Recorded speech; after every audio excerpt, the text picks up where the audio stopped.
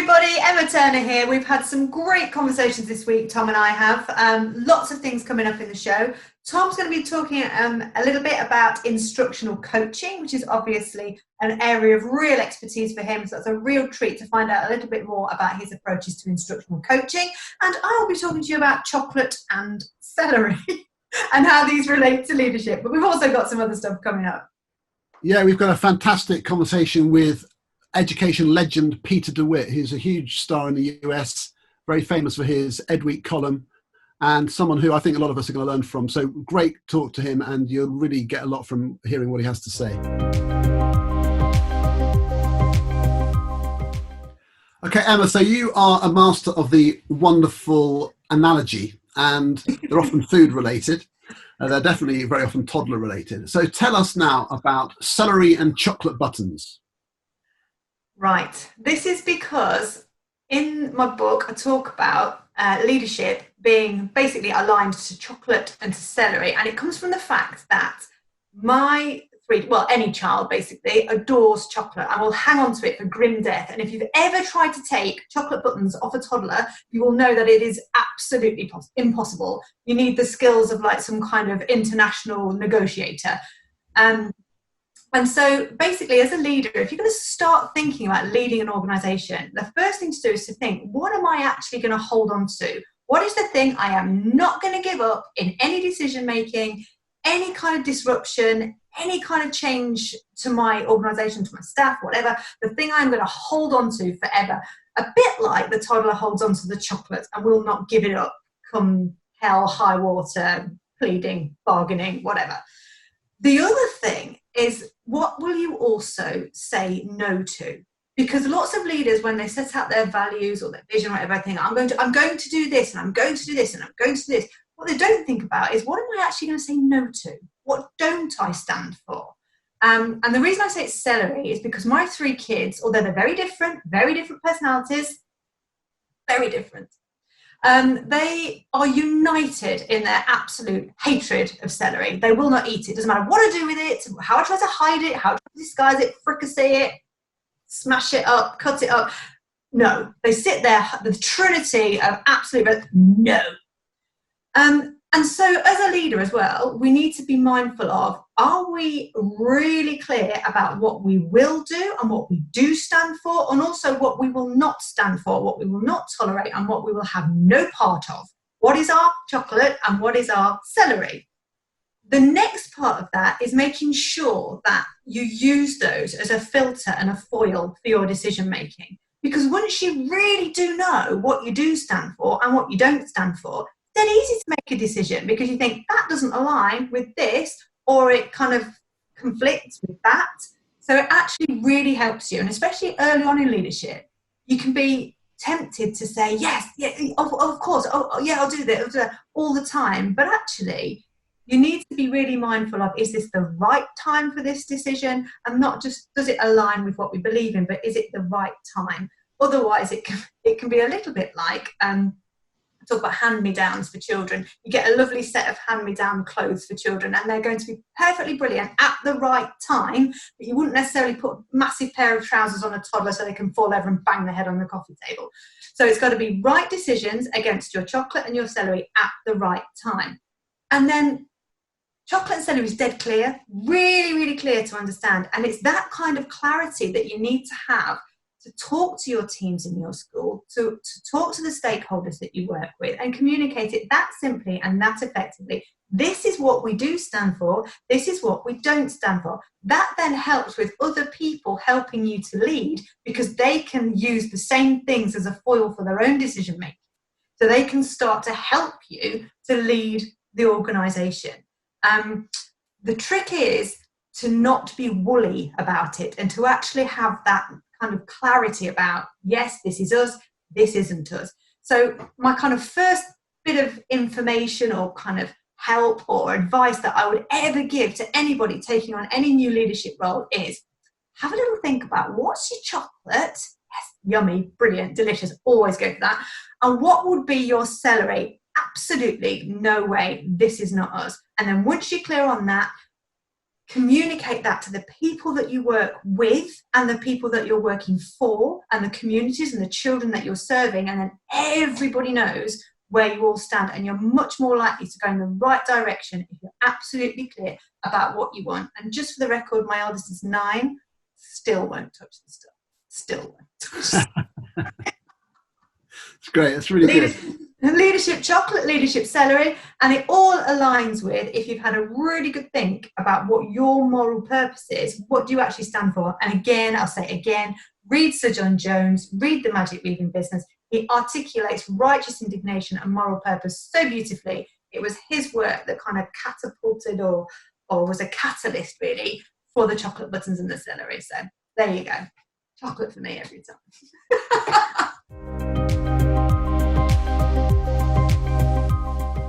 So, Tom, everybody talks about coaching, different forms of coaching. Coaching means so many things to so many different people. When done really well in the context of your practice, obviously it's transformative.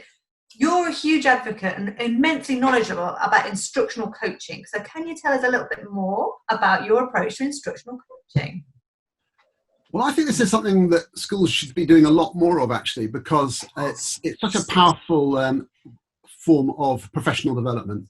And someone like Sam Sims, who's a researcher in the UK, he thinks it's the most strongly evidenced form of professional development that he can find.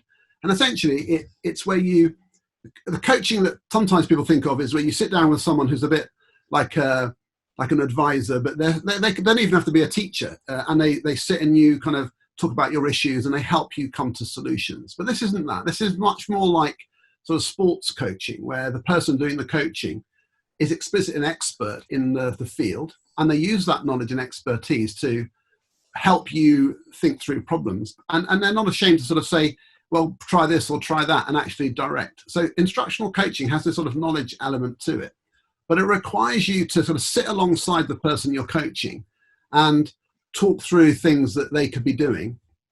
And it's a very kind of collegiate way of helping somebody improve their practice, rather than what happens in some schools and colleges is you have the leaders, they drop into a lesson, they got their clipboard out, either a real one or just a mental one. They're judging, they're saying, oh, you could have done this or you could have done that. And sometimes schools even like write up feedback onto a sheet and give it to the person in their pigeonhole.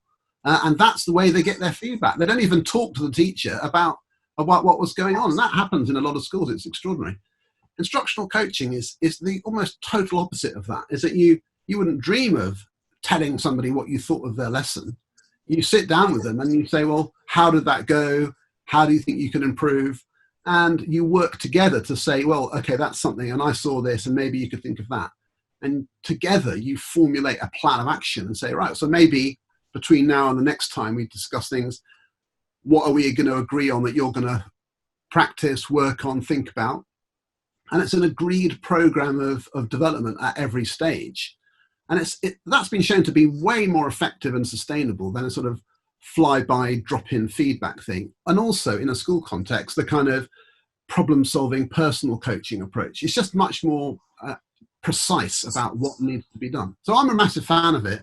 The problem is that you do need the time to sort of talk to the people before and after you observe them and so on. So it is time heavy, and people need to find lean solutions for that. And one of the ways of doing it is to have, say, 10-minute meetings rather than hour meetings. You just talk, you just have quick chats quite often rather than big, long sessions very infrequently. And so there are solutions. So yeah, I mean, over the course of this program, I've probably mentioned it lots of times, but I am a big fan because I think it works and because I think it's empowering to teachers. Emma and I are always having conversations off air about the sort of things that we have in common, the challenges that we face. Sometimes we have different perspectives on them. And something we're really mindful of at the moment is the challenge that schools, teachers, kids are having with distance learning or remote learning.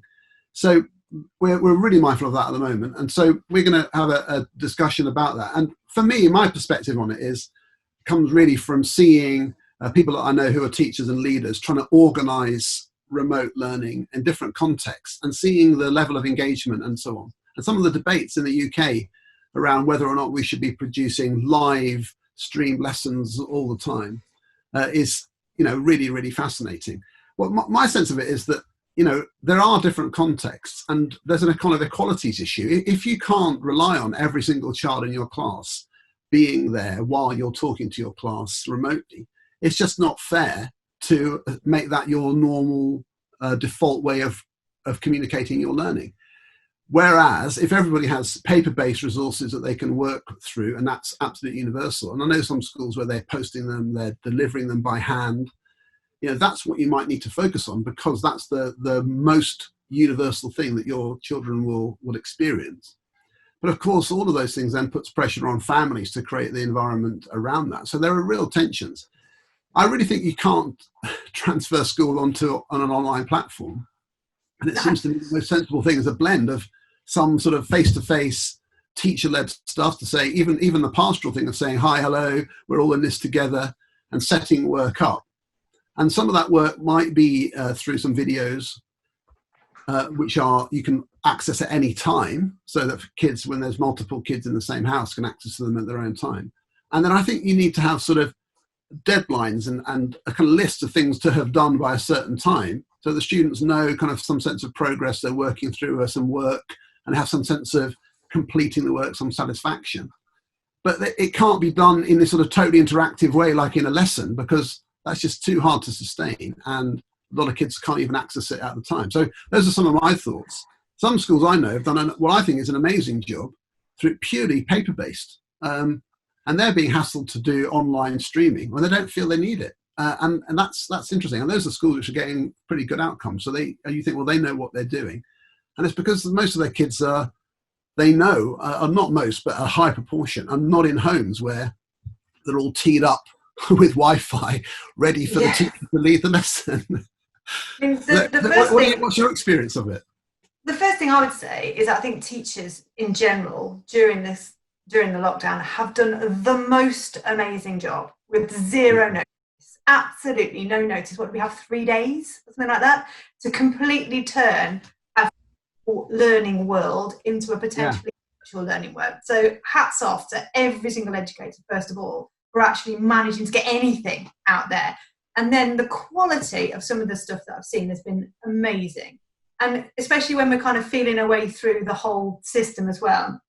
And you've mentioned the thing about inequality, huge, because not every child, every home has got even food or a safe environment or a warm environment, let alone a digitally capable environment with a supportive, available adult there. So there's huge inequalities, and there's a massive, massive debate about how this is actually going to widen the disadvantage gap. We're talking about mind the gap. A lot of these best practices in online learning are actually potentially going to widen the gap. And then there's the whole thing about workload for teachers as well, because when you deliver your lessons in school, obviously you've prepared their lessons, you're going to give feedback, you're going to assess what they're doing, what they're going to be doing. But ultimately you're all there in the same space, getting the same feedback at the same time, or you're marking it all at the same time. Teachers are getting emails constantly, feedback constantly from parents and from children, and so their workloads have just increased ridiculous amounts. And I've spoken to so many teachers who said, I am working harder working remotely than I ever did in school. So actually, in terms of workload and well-being for teachers, it's massive. And I'm sure there are ways to reduce the workload for teachers and make things more strategic and more kind of laser precise in terms of our systems, because we're still feeling our way through that. I really like the Oak National Academy materials that have come out. And I only speak from using the Year 1 and the Year 4 ones, but shout out to Miss Harris and Mr. Critchlow on there. So you have taught my children, because we kind of felt our way through stuff from school, stuff that I'd used as well in my own teaching career. And actually, what the children really wanted to see was a person. Because ultimately, great teaching is built on great relationships. You write about this yourself, Tom. Great teaching comes from great relationships. You cannot have a relationship with a computer. So all of this remote learning at the moment is reliant on the relationships that have been built up prior to this lockdown. One of my concerns is going forward, how does a child learn really, really well and really effectively from a device or a person that doesn't know them? because we all agree that teachers are ultimately a humane profession. So we learn from humans. And then that brings me on to the idea of our youngest learners and the children who can't necessarily read yet. How do they access stuff? They can't work independently for long periods of time because they've not got those independent academic skills yet. They're not fluent readers, or they're not fluent mathematicians. Right. And it's a real implication for actually, if they're going to learn online, what are they going to learn? Well, I think that's the key thing, isn't it? There's a difference between sort of reviewing stuff they've done before and giving them some practice. And initially, in that first few weeks, you're thinking, well, don't teach them anything new, just get them to practice and do things they already know. But now we're thinking, you know, for some high school students, secondary students, we're talking maybe no school till the autumn, possibly. So, wow. So we can't just talk about it like it's a temporary stopgap. It's a pretty extended time. So you do need to start thinking about what sorts of things can they do.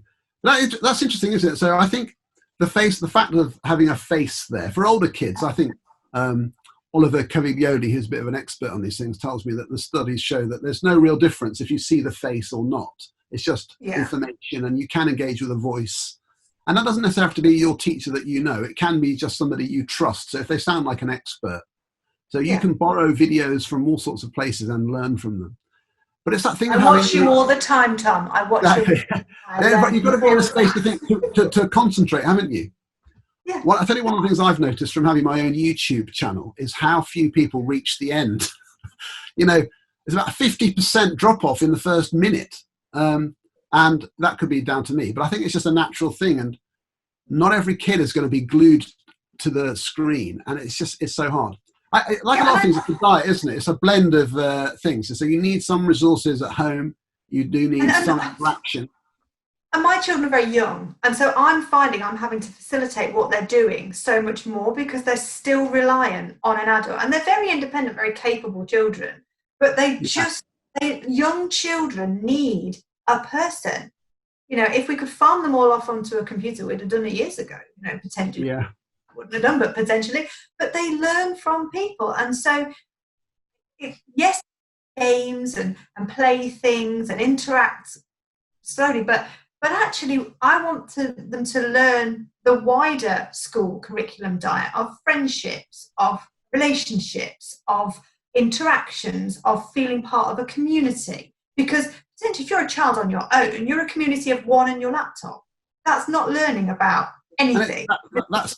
Imagine if you had to do this forever, you'd rethink a lot of things, wouldn't you? You'd create sort of one world line communities. So and maybe that's something down the line. In the short term, it's really about knowledge gaps and keeping kids interested and active. So hopefully, when we do get back to normal, you know, you've got a platform to build on.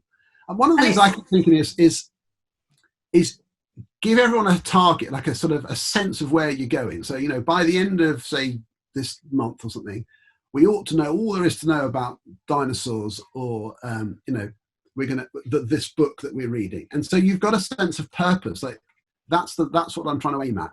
And even if you've done it in a very higgledy-piggledy way, you know kind of the goal. If it's just like bit by bit by bit, you think, well, what's it all for? And none of it seems to be adding up to much. And I think that's confusing. So that's one of the approaches. I mean, we could probably discuss this forever, couldn't we? A lot of it depends on technology, family backgrounds, there's so many variables. But what I think is definitely true is it's really annoying for people to pontificate about sort of absolutes, like we should all be doing it like this, and especially if they're not actually trying to deliver it themselves. And do you know what I've done? You're going to laugh at this. The children do loads of imaginative play at home, which you can't obviously do online. You can't do imaginative, extended physical play online, which young children need to do. I've dug out all my old textbooks that I used to use starts ago. Yeah. I knew you'd love that. I knew you would love it. But I was like, what? And I was like, oh, hello, old friend. Found this old textbook out. If there's one thing this lockdown has proven, it's that textbooks should be big in schools. You bang that drum, Tom. You bang it. Yeah. Hello, welcome back, everybody. We're really excited today because we get to talk to Peter DeWitt, who's a really big deal in the US, and a lot of people in the UK will be really interested in what he has to say. And Emma and I are going to ask him a few questions. I've been watching Peter's YouTube videos all day, and I just think it's absolutely fascinating that we have these sort of parallel dialogues across the Atlantic, and we're all in the same situation with lockdown and so on, and Peter's got a lot of ideas about that. So I was going to kick you off, Peter, by asking you, for people who are in the UK coming to you maybe for the first time, what's your kind of big deal? What's your big mission, the message that you're trying to get across to teachers and leaders? Well, thank you for having me. My usual first big deal is to make sure that we're creating an inclusive climate for all students within schools. And over the past few years, I've been doing a fair amount of leadership work. So I've worked in the UK, Australia, United States, Canada, and just focusing on instructional leadership and what that looks like in order to have positive dialogue with teachers and students and parents, and creating that kind of climate. So if you were to have to explain that in a nutshell, what's the difference between instructional leadership and more broad views of what leadership is? So you obviously have a model and stuff, but how could you capture that for people? So in the past I've talked about things like collaborative leadership, which is really how we communicate with our school community, whether that be parents and guardians or students and teachers. Instructional leadership is actually very, very focused on just how we talk about learning. So it is, lots of principals in the UK will do learning walks. They have to do formal observations on teachers. And those things actually have to focus on learning. In the past, though, over the past few decades, we haven't been so good with the classroom observation piece. They really haven't given us the bang for the buck that we needed. They've really been something to get through as opposed to something that focuses on learning. So instructional leadership is really about how we talk about the learning that is taking place within classrooms and within our school. Do you think there are some methods that you think are, that you're advocating? Are you sort of saying, this is how it should be done? Yeah, I'm never going to be a big fan of it's my way or the highway kind of thing where I'm the leader, so I come in and you've got to do it the way I want you to do it. For me, it's going to be about collaboration and building relationships. That's not groundbreaking. Many people will talk about building relationships with students and staff, but what I really start to focus on is how we can have more of a practical sense in being able to do that. So in the instructional leadership work, one of the things that I start off by talking about is implementation. What does our implementation look like? We haven't always been good at that. There have been times that we go through the implementation dip where when it starts to get hard, it sort of falls apart. So it's about using things like a program logic model to understand what implementation of learning looks like. And we're always focused on how can we impact student learning in a positive way.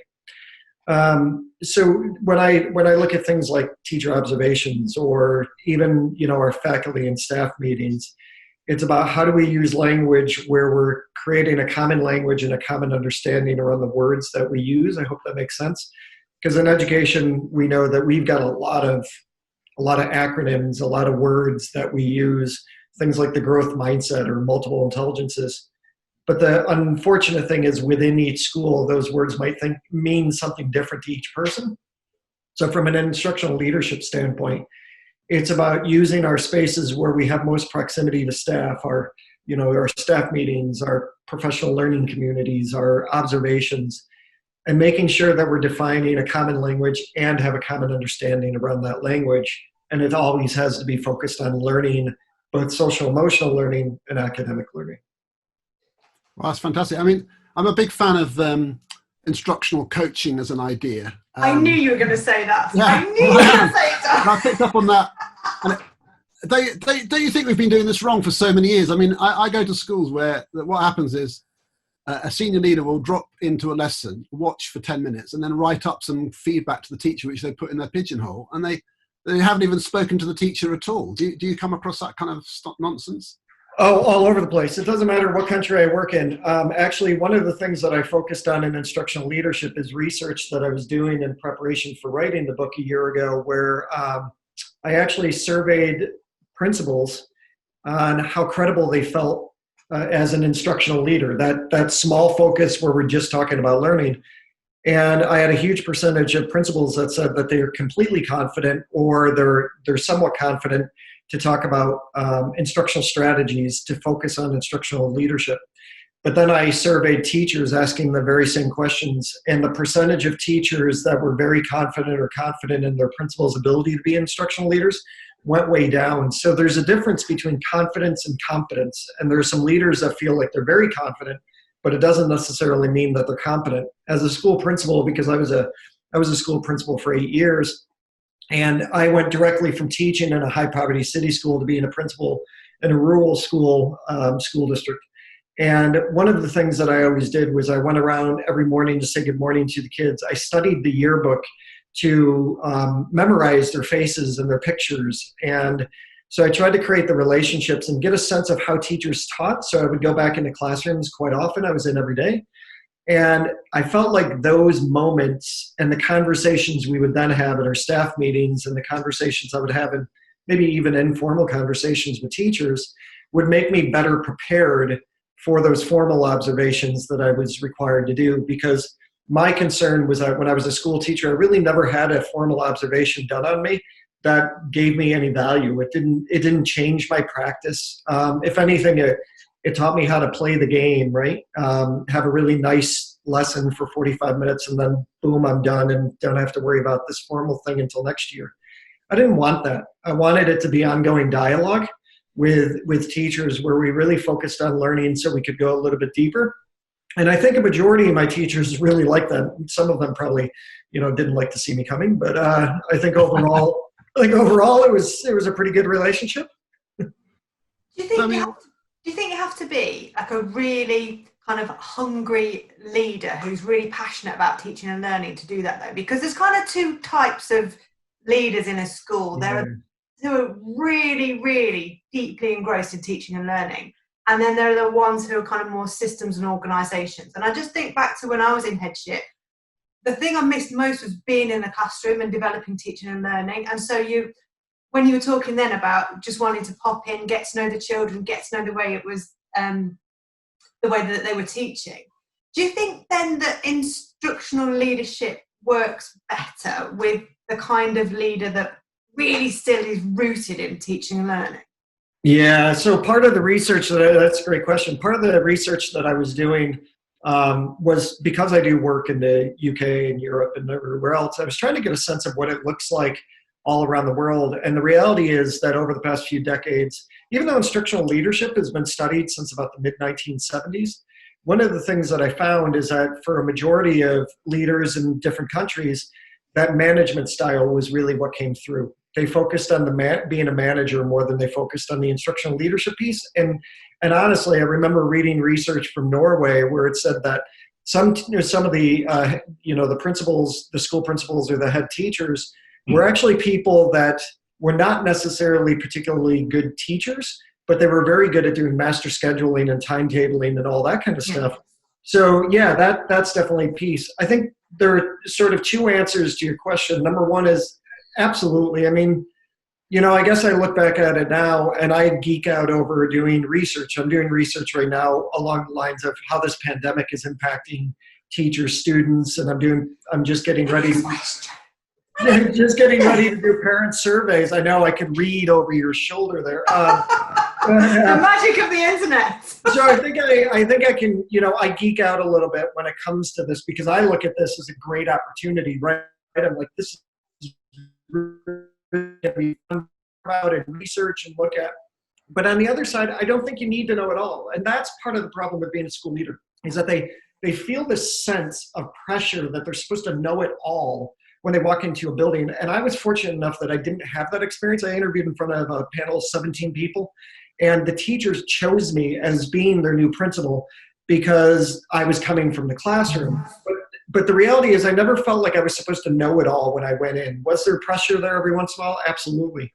So I think for school leaders, what they could do is maybe not necessarily have that pressure to feel like they're supposed to know it all, and then ask more questions so they can build that instructional knowledge as they go through, and that's where the collaboration piece comes in. We'll talk about the pandemic thing in a minute because you alluded to that there. But I'm just fascinated by this because it seems to me like talking to you, this is like a no-brainer. This is how it should be done. So why are we in a situation where it feels like what you're saying isn't the norm? I mean, a lot of teachers don't have this sort of lovely relationship with a leader where they have an instructional leadership model. They're not in that environment. Is it like that in the US as well? Yeah. So I've been writing a blog for Education Week for 9 years. And when I started writing, I was a principal at that time.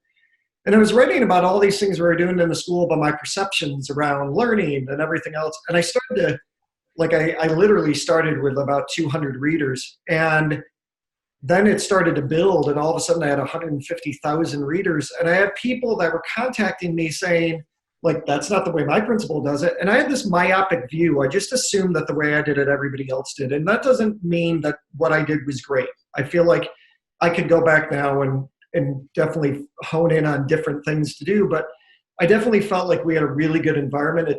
I've been out of the role for 6 years. I still talk to plenty of my teachers and parents, and my students are finding me online. But the reality is, when I started to run workshops 6 years ago, when I started this role as an author and consultant, I was sort of blown away by the number of principals that not only would come to me and say, I never thought about doing that before, which was actually, it was nice, because I felt like, okay, so I'm going to help change practice. But I was actually struck by the number of people that would come to me and say, yeah, I'm not doing that in my school. And I was like, you do know that this is a workshop on instruction. You knew that coming in, but you're saying you're not going to do any of it. So I feel like I always felt like it was just common knowledge that people would do it. But what I have found over the past 3 years that I've been coaching leaders is that a vast majority of them are so busy with so many other things that they're doing, especially in middle school and high school, that they struggle to find time to focus on instructional leadership. Yeah. And that's where I start to say, just give me a half an hour and we can start there. Do you think that's just the size of the job? It's just that and then because the pressure, accountability pressure is coming from elsewhere, that they kind of put their efforts in, I don't want to say mistakenly, but because I've been there, totally understand what you do. But you don't focus on the thing that actually will change stuff. You just end up focusing on getting stuff done. Yeah. I agree. I mean, I think one of the things that a lot of leaders in your country they have to prepare for is just the accountability piece alone it prevents them sometimes from getting out of their offices and actually making an effort to get into classrooms. It's almost like they need to, sometimes when I'm working with leaders, I feel like I'm just giving them permission to get up and get out into classrooms for a half an hour during a day. So yeah, I definitely think that there's the social emotional stuff. There's also the adult stuff. You've got teachers and staff, and sometimes they can be tricky to work with as well. I've honestly worked with principals and had teachers that have told me that they've had teachers that won't allow them into the classroom. In fact, their union, that's actually one of the things, is that you can only go into the classroom when you're going to do those formal observations. It's that's just insane to me, because that's almost like you're contributing to the failure that you're setting up at the system within your school. And once again, we'll know we've won when teachers, when unions are complaining that we don't observe them enough or come in their lessons enough, then we'll know we've done it right. I do think as well that it's so much about the wider culture of the school as well, because I have, and you'll find this very hard to believe, the attention span of a gnat. I can only concentrate on something for moments. And so when I was in my office being all big and grown up and sensible, I just think, I just need to get out of here. I need to go back. I need to go back and see the children and reconnect with why I'm doing this job. And then you go out, and then you come back in and be like, all right, now I can do it. But I think so many people get ground down by the weight of this piece of paper or that email or this or that they forget to go back out and kind of reconnect with why you're doing what you're doing. I think the thing is, you need to do it all, don't you? I mean, I think I was pretty good at instructional leadership. I was just really terrible at everything else. It all fell apart in that sense.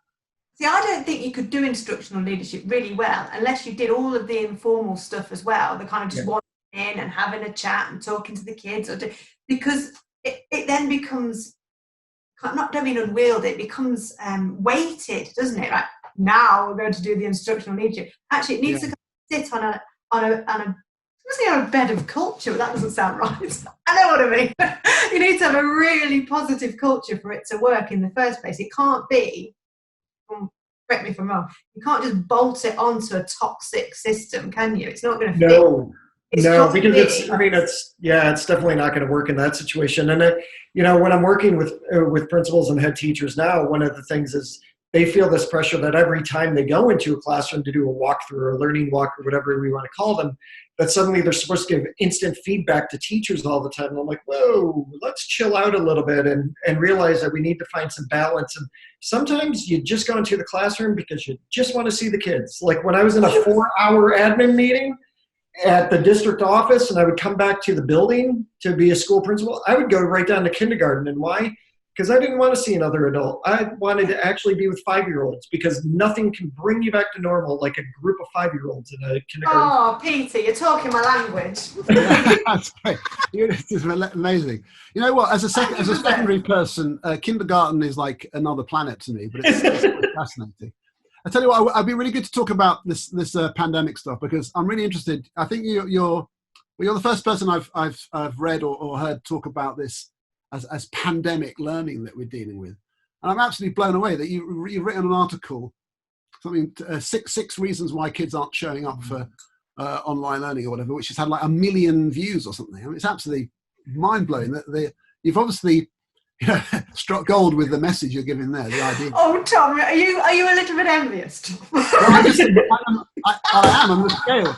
I think you said 150,000 readers on it. It's just like, honestly, that's the scale of that is beyond anything I can imagine. But so tell us, I mean, why do you think that blog post? Tell us a bit about that, and why do you think it's been such a big hit? So it actually came out of nowhere for me, Tom. That's what's so sad. And like the first week of March, I was actually in London and Edinburgh working, and I came home, and all of a sudden the pandemic hit, and like I could not travel, and I usually travel every week. All of a sudden I found myself at home. And for the first couple of weeks, that wasn't bad because I haven't been home this long in 6 years. So I was like doing home stuff. But then I started to be like, how do I fit into this? Because I am a consultant author and I just wrote a book on instructional leadership. How do what I do fit in? So I'd actually been on Facebook and I got invited to 2 pandemic Facebook pages. One is teaching during COVID, one is teaching during the pandemic. And I found myself going back to the pages. One had 60,000 members, the other one had 140,000 members. To me, that was mind-blowing that within a week, you would have that number of teachers just converge onto pages. So that was a sign right there, right? That there's stress involved. There are people just saying, I don't know what to do. I need to go to Facebook and start doing these questions. So I started looking at the questions and the comments and everything, and I just sort of stepped outside myself and started to put them in an Excel spreadsheet. And there were well over 950 comments, and I went through and started coding them along my instructional leadership work. Is this an implementation question? Is this a student engagement question? Is this an instructional strategy? And what I found is that a lot of the questions were really not that different than we would have gotten in an in-person session. And that's where some people have a block because they're like, this is completely different. And in some ways it is, but in other ways, when you separate and you just look at the questions, they're the same questions we get when we're in school. So I started to, and I was coaching leaders virtually and all that stuff. And I started to think, what is the incentive for a kid not to show up to school? It's virtual. What is my incentive? If I am in your class and then all of a sudden we go to virtual learning, why do I want to skip your class the next day? So I wrote a list. Access. They don't have access to a laptop or just, internet connection or whatever. And then I was like, you know what? They're essential workers. I work in places in California where the kids are working the fields. And why? Because it brings extra money into their home and their parents need the help. Grading. A lot of schools went to a no harm grading policy, and all of a sudden they've got kids that are just like, yep, don't have to come anymore. I've got my grade. And I was thinking, although I get a little bit of that, it's a little sad for me because shouldn't we be showing up for the learning, not necessarily for the grade? And then it was one that I put was the fact that they were taking care of their younger siblings. So you've got high school kids that are taking care of their primary school siblings, and they can't show up to online learning because, that's happening. And then one was bedlam and no bedroom. There are families that I have worked with in the past, and also I know that are happening now, that they've got multiple families in one apartment or one household. They don't want you to see inside their world, because now we've got this thing where we can look behind Tom and see what his office looks like. Yeah. People don't want that to happen. And then the last one, of course, was that if I didn't have a good relationship with Tom in the first place, and then all of a sudden we went to virtual learning, I'm not going to show up to Tom's class because I didn't like him he didn't like me when we were in school. So why would we do that now? So I put it out there, and just honestly, it was like when I posted it on my own Facebook, somebody said, will you make it public? And it was just like boom, boom, boom, boom, boom, boom. And it just started flying. And it honestly still is. It's amazing. But it has led me to doing surveys of students. I've surveyed several hundred students from 4 different countries. I've surveyed over 500 teachers from 9 different countries. I'm moving into family surveys now to look at, and it's helping me make a connection to not only the instructional leadership work, but also how can we go from pandemic teaching and learning, which is something I had seen on the internet. I didn't come up with it. It was just like, it's not virtual learning because it's during a pandemic and things are not equal. Mm. How do we go from pandemic teaching and learning? Because in the fall, we might be in the same boat. How can we turn it to virtual learning? And that is exactly where I'm staying right now and focusing on. So have you got the answers?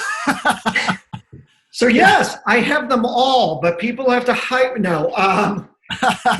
So you know what I'm doing right now is I'm going through all the data or whatever we want to call it. And it's really interesting because one of the things that I asked on the student surveys, and that was another mind-blowing thing too, because that blog that I wrote on Student Voice is becoming just as popular. And I had a load of people saying, I've read so much about the adults, but I've never read anything about the kids. And I thought, wow, isn't that wrong? And so what I did in that survey was that I always offered an other box at the end of every question. I'm amazed at what kids wrote. And then the last thing I asked was, what's a question you wish that I asked you?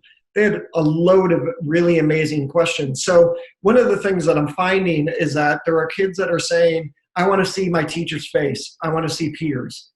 So that might mean that once a week you're doing a Zoom or a Google Meet or whatever you want to, whatever platform you're using. So you're doing some of that. Part of it is that if you're going to continue to do review, make sure that you're offering surface to deep to transfer level learning, because part of the mistake people are making is that when they offer review, they're using the same activities that they were using a couple of months ago. So try to do a different activity that's going to be more of a conceptual learning activity, because that no grade thing that we were complaining about that kids weren't showing up for, the reality is that no grading thing has a positive side too, because it means that we have less accountability right now, and we can do more fun activities, more engaging activities that way without all the harm that we usually have to worry about. And then we're looking at things like students are saying that I don't mind, I like doing a project, but it's going to be hard learning for me. So adding that piece in is going, and it's finding a blend of all of those. And that's what I'm moving toward. That's the target that I'm looking at. And that's part of the presentation that I'm starting to do now too, because I just started doing presentations on the work yesterday. And it's honing in on these are sort of the big spots that students are talking about, and this is what teachers are talking about. And let's try to hone in on that. So if coronavirus, pandemic, COVID, whatever, is a massive storm cloud, and that every cloud has a silver lining, what is something that we can take from everything that you've been learning, everything you've been finding out, and when we go back to a version of normal-ish, what's something that you think, actually, this is really rich, really deep, something that's really positive to come out of this that we can then transfer or build on? So I've been asking teachers that. I've been asking teachers and students, and I'm going to ask parents that same question, which is, what do you want to continue when you go back to school? A vast majority of them are saying that we want more flexibility within maybe even the time frame or how we can articulate our own learning. It doesn't have to just be one way. One of the things that I am hoping too, Emma, is that we learn that less is more. That is not certainly something you haven't heard before, but at the primary age, we are the masters of creating lessons that are every 15 minutes. And right now it's about the less is more and saying, how can we do less but go deeper with what we're doing? So it's going to be that. I have a lot of teachers and a lot of students that said, I would love to continue at least one of the online platforms, like a Google Classroom where we can do virtual learning at night. So it's not always about the worksheet or anything like that. So I would say the thing to think the most is the less is more part. But also, when I interviewed students and I asked them, how often did your teachers ask you what you want to learn or how you want to learn? I put in daily, weekly, monthly, never. 78% of the students that answered said never. When I interviewed teachers and asked them the same question, it was a little bit more balanced out. They were saying we asked them daily or we asked them weekly or biweekly. A very small percentage said never. So there's some miscommunication there, right? And it's about teachers being more clear about whether they really are asking for student feedback and for student perception, and if they're taking that student perception and actually practicing it in how they move forward. So I would say the less is more is one of the things, but one of the other pieces is we really need to make sure that we're getting more student voice where we're actually making changes to our practice.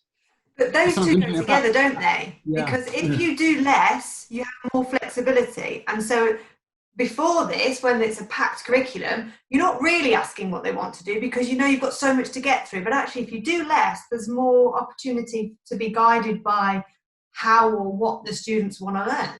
Yeah, and it's also, this is a big piece where instructional leadership comes in too, because it also means that leaders really have to be clear with their teachers that they're giving flexibility. Because when you look at the research behind things like self-efficacy, there have been multiple studies, and I've done some as well, where teachers don't feel like their principals are going to support them in trying new things. And yet when you interview principals are like, of course I support my teachers when they want to try new things.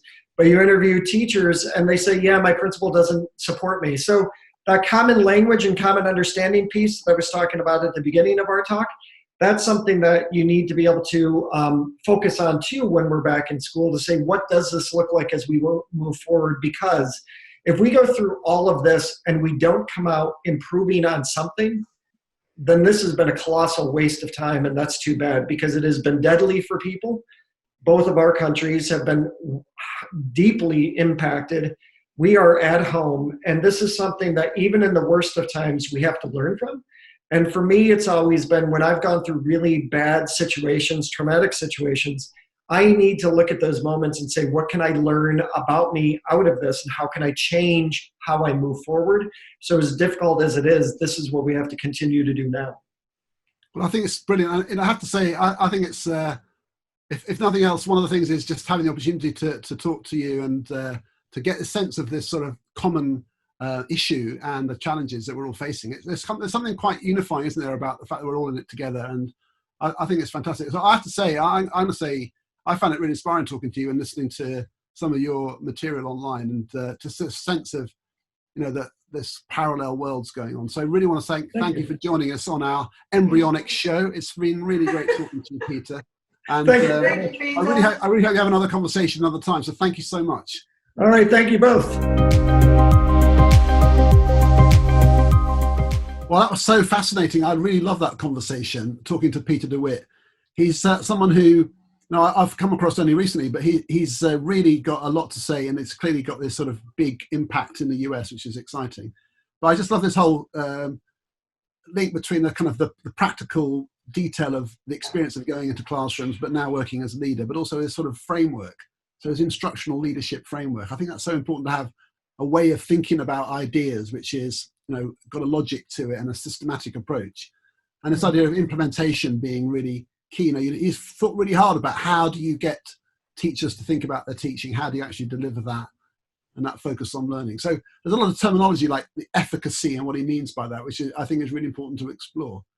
But also just his contemporary ideas about what he calls pandemic learning, and recognizing it's so different. And that researcher mindset. So what's so interesting there is he's not just sat and thought. He's gone to find out what people are saying and ask them questions. Isn't that great? Like he's got that sort of desire to find out what people think. And I saw your ears prick up when he said he started to colour code of spreadsheets. But isn't that good? So he's not just sort of writing some polemic.